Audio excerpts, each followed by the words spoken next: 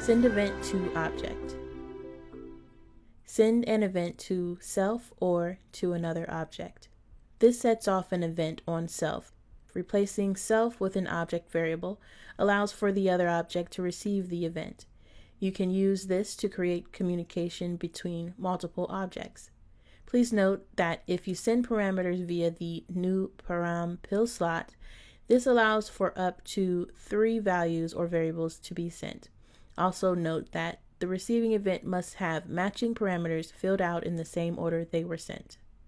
Parameters: event, object, new parameters.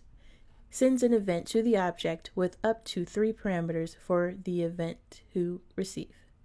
Sends an event to a player with up to 3 parameters. Scripts that listen to events from the player will receive the event if the name and parameters match.